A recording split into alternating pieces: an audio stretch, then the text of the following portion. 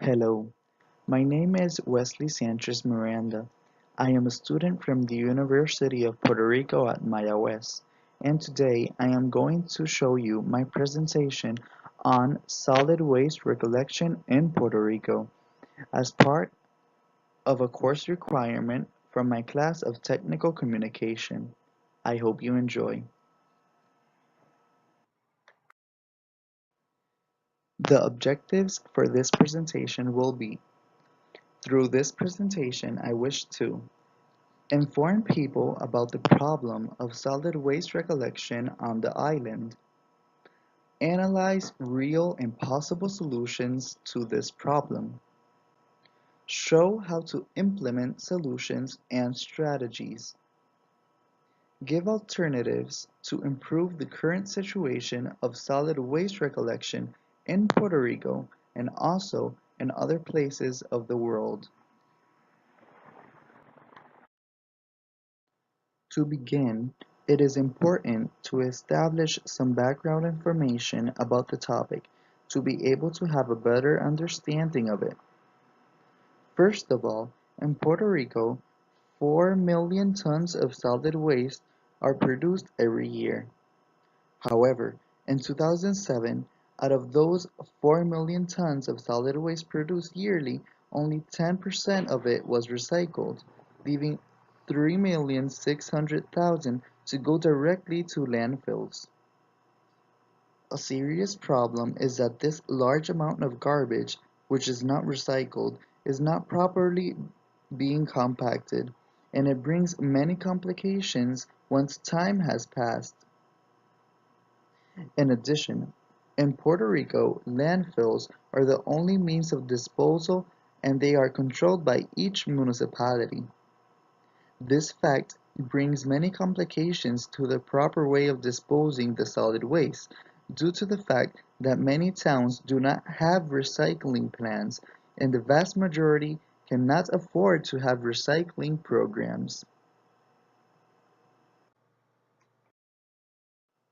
In this slide, we can see a map of the 78 towns of Puerto Rico. For 2014, only 14 landfills were in full operation in Puerto Rico, which means roughly 18% of the amount of towns in Puerto Rico had a landfill which was in full operation. For 2020, only 4 landfills are expected to be in full operation. This would bring serious problems to Puerto Rico, given the fact that many of the landfills are going to be focused on the south part of the island. Many of the towns will not have a proper way of disposing their garbage or solid waste. This could end up in contamination of rivers and beaches because they would not have a proper place to dispose of this solid waste. In this graph, we see a linear decrease in the amount of landfills in Puerto Rico, estimating the amount which will be in full operation in the next 4 years. For 2010, 24 towns out of 78 had fully operational landfills. For 2011, that number dropped from 24 to 22. In 2014, the number dropped from 24 landfills to 14 landfills, which were in full operation in Puerto Rico. Given the fact of the linear decrease throughout the years, in 2020, it is expected that Puerto Rico will only have 4 fully operational landfills.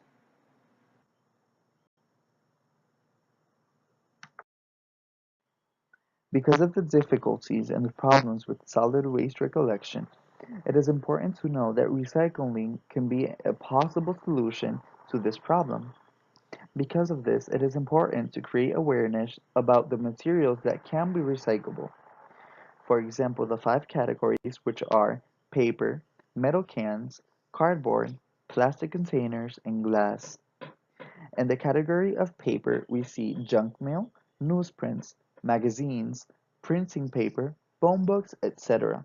Basically any kind of paper except shredded, waxed, metallic, or soiled. In the category of metal cans, we have aluminum or steel tin cans. In cardboard, we see any kind of box that does not have a wax coating. In plastic containers, we should look for the number 1 through 7 within the recycle triangles on the bottom of the container. In glass, any green, brown, and clear bottles and jars. In this table, we can see the top 5 items found on Caribbean beaches. Number 1 was plastic bottles with a 28.4%. Number 2 was cigarette butts with a 16.5%. Number 3 were plastic bottle caps with a 13.7%. Number 4 were glass beverages bottles with a 7.7%. And number 5 were metal bottle caps with a 6.5%. The current situation of the island is that landfills are the only way of disposal. Also, too much solid waste is being produced. However, we have so low recycling rates that it is not enough to consume the entire amount. Landfills are closing, and it is estimated that in the next 4 years, Puerto Rico will be left with only four fully operational landfills. Another factor is that 80% of daily garbage is recyclable. However, only 15% is recycled. Serious heart problems can be produced if this solid waste is not managed properly on the island.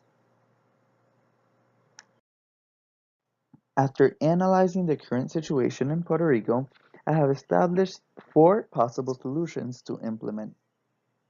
First of all is to create awareness in communities by establishing recycling plans not only in the community but also in schools to help get students and other staff involved with this problem. Second of them will be to facilitate garbage disposal to the communities. At the same time, easy and effective recycling plans so that the entire community can take place in the proper way of disposing this garbage and recycling what can be recycled. Third of all would be to create businesses around recycling. This would help lower the recycling rates in each town so that recycling can be a more possible solution without it being an economic disaster. And lastly, would be to create efficient and realistic plans for garbage disposal and recycling because many times the communities and people do not know how to properly dispose of these materials and that affects the entire island. We can see here an initiative created by some students from the Jose Rojas Cortez High School in Orocovis. These students established a day to go recollect solid waste in Cacaos River, located in Orocovis. After a hard-working day, these students managed to fill 50 trash bags of solid waste. Also, every material that was recyclable was transported to the town's recycling office to be properly handled.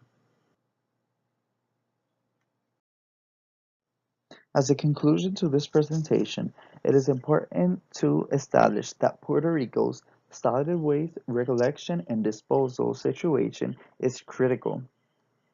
Very few options are economically viable. However, it is important to establish real and short and long-term plans so that this situation cannot get any worse. Education programs are essential and are necessary because students can create different initiatives to help with this problem and create awareness not only in schools but also communities and in the entire island. Immediate results are needed. Why? Because this situation cannot get any worse, and it will be very difficult to get out of this situation if we keep postponing it. And finally, Growing businesses around recycling can be a key factor to help this critical situation. Here is the works cited I used for my presentation. I hope you enjoyed, and remember people, reduce, reuse, and recycle. Thank you.